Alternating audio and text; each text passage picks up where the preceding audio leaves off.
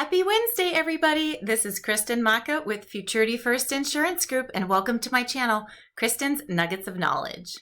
Today, we will be going over Part D, the prescription drug plan on Medicare. I know, another video on this subject. Well, it is actually one of the most complex parts of Medicare, so I want to be sure to break it up into little bite-sized pieces for you. And today, before we get into the discussion on the donut hole or the gap coverage, I want to cover all the different sidebars or rabbit hole discussions that are associated with the donut hole or gap coverage. And they are talking about the deductible and how the different tiers are associated with the deductible to the drug plan. And next off, I want to talk about the cost of the prescription, how the plan breaks it down into its different sections, and how it relates to what they call the true out-of-pocket cost, or the TrOOP.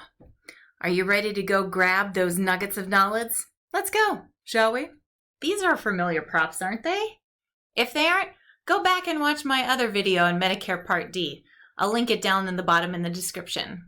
Typically, the way a deductible works in an insurance plan is you have to pay 100% of the cost of everything before the insurance will actually kick in. Well, that is not the case in the Medicare Part D. You have these prescription drugs that are broken down into the different tiers, and some of them are covered prior to you even hitting your deductible. So let's take a look at an example of a typical plan. Now, I break down these tiers into different payment sections. Our first payment section is a copay. So for these particular drugs, you'll pay a very, very small copay for, maybe $0 or $4 for it. Typically, those are your Tier 1 and Tier 2 drugs. Next up, we have a section that you're going to pay a higher copay for, or you're going to pay a coinsurance, which is a percentage of those drugs. We won't put Tier 3 anywhere just yet. And lastly, we have our not covered yet bucket. Now, this is for the particular drugs, the more specialty brand name drugs that cost quite a bit of money that your plan isn't going to cover until you hit your deductible. Okay, and those ones are more than likely going to be your Tier 4 and your Tier 5 drugs. So we'll put those over here. Now, remember in the previous discussion, we said that these plans are regulated. They're not standardized. So every single formulary is different, every single tiering structure is different, and how they place the tiering structures into these particular payment sections that I have laid out here is all different. And that's where this Tier 3 can sometimes get a little confusing. On some plans, your Tier 3 drug may be a generic little bit more expensive drug, and it might be categorized in this Tier 1 and Tier 2 group, or it could be a generic drug yet a lot more expensive and go into this copayment coinsurance, or it could be a very low grade brand name and actually be in this section here with the Tier 4 and Tier 5 drugs. So it just all depends on where the drug lies within the particular formulary that you're looking for. The government regulates the annual deductible for these particular prescription drug plans. Either we're talking about a standalone prescription drug plan or an Advantage plan that has a prescription drug plan within it, an MAPD. And so these plans can have anywhere from a $0 annual deductible, or they can have up to $435. So let's look at an example of how these tiered drugs, along with their costs, can work with a deductible and when you fulfill the deductible and how it works.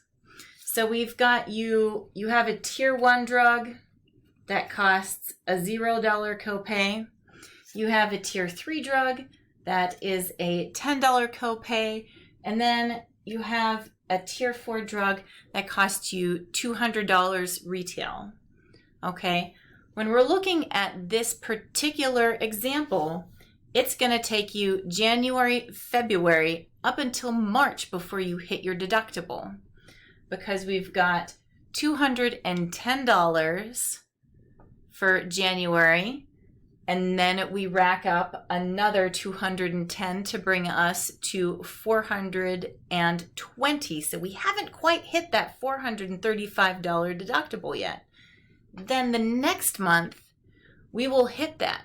As soon as we hit that, these two drugs are released from our not covered yet bucket, and they hop down into this copay coinsurance, and your tier 4 drug, like I said, will go down into this. Typically your tier 4 and tier 5 will always go into a type of coinsurance situations. There are some times where your tier 4 will just go into a high copay, but typically it's in a coinsurance. And I just have an example of 28% coinsurance. So then for the remainder of the year, or up until you hit your coverage gap, you'll be paying $56 for this particular prescription, and the rest will stay the same. If you have any questions associated with the costs associated with your prescription drug plan, you can always look online, go to medicare.gov, or you can contact an insurance agent like myself, and we will most certainly be able to help you out as far as when you will hit your deductible and then what you'll be paying through the remainder of the year for your prescriptions. Now that that's out of the way, we can look at the breakdown of the retail cost of your prescription within your plan. The cost of a drug can be broken up between 3 different entities. We have the member, we have the insurance company, and then we have the manufacturer.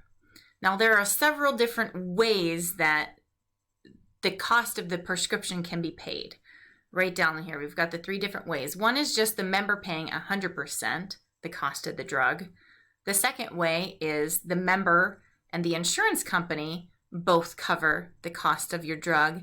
And lastly, we have the member as well as the insurance company help covering the cost of the prescription, but also the manufacturer giving a manufacturer's discount.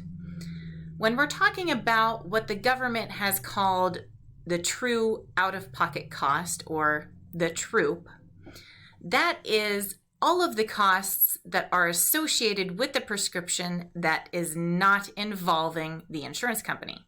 So I've got this little line here that you can see going through that. So your TrOOP is either the cost that you pay, or the cost that you and the manufacturer help to pay.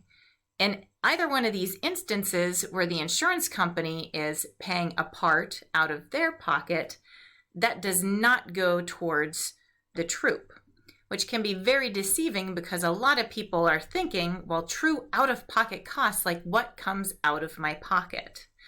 That's, like I said, that's a very deceiving term. I wish they would choose something else.